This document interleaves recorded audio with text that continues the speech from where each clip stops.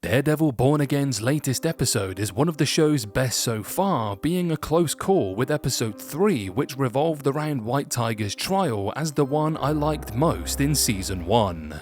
But before we get into it, if you haven't done so already, please hit the subscribe button, drop a like and comment on the video, and if you're able, please sign up for channel memberships for exclusive content, which really helps us out. Anyway, let's get back to Hell's Kitchen.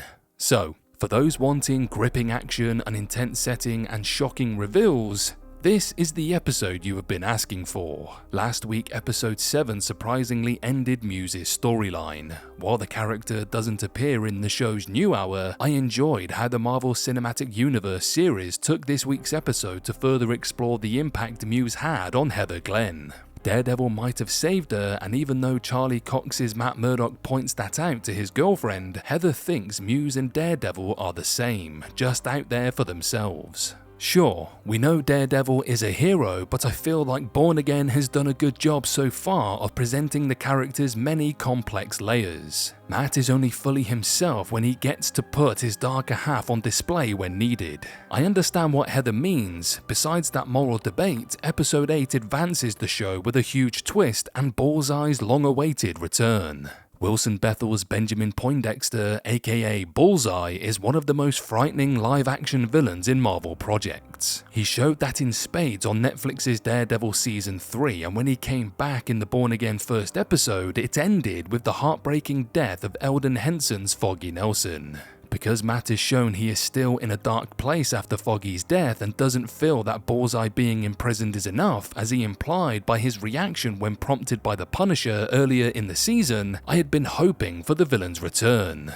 Daredevil can now confront the direct source of his biggest loss, and while that only partially happens in episode 8 with Matt's anger leading him to slamming Poindexter's head repeatedly on a table, I felt Bullseye's return was handled incredibly well. In both the original Daredevil series and now Born Again, we have seen how Bullseye can easily kill people by throwing whatever object is available to him. While I knew he would escape from prison as soon as I saw Dex at the start of the episode, I have to say that I was shocked by how he did it. Bullseye using one of his teeth to shoot a guard in the eye and then disguise himself as an officer to escape was a masterful move that fits the villain's disturbed and violent mentality.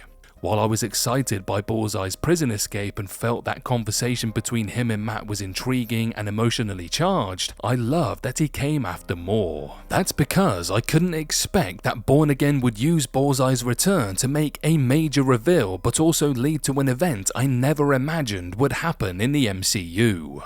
Throughout the episode, we watch as Matt slowly puts the pieces of the puzzle together. When I saw that Kingpin had ordered to move Bullseye to Gen Pop, I assumed he wanted him dead because he had been behind Foggy's death despite claiming the opposite to Matt. However, Born Again had a much better answer to that question, and one that made a lot of sense for the character's trajectory in the show.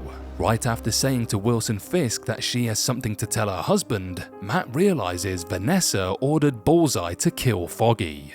One of my favourite parts of the show has been watching Vanessa become a more interesting character than in the original Daredevil. Ayelet Jura is finally getting to shine in the role, and we have seen what she's capable of as Vanessa ruled New York City's crime families while Kingpin was away. That ruthless version of the character could have grown angrier at how Daredevil defeated her husband and sent him to prison. I enjoyed how Matt found out after investigating alone and took no time to confront Vanessa about it. With Bullseye loose at the event where Fisk, Matt, Vanessa, Heather and more were, we never got time to let that revelation sink in. I knew Marvel was not about to kill Vincent D'Onofrio's Kingpin when Bullseye shot at him, especially before the season finale. However, I could never have predicted that Matt would put himself in front of Fisk to save the villain's life. I was astonished by what transpired. However, I can understand that Matt wants to take Fisk down himself and make Vanessa pay through the law. With Bullseye on the run, the finale promises way more surprises.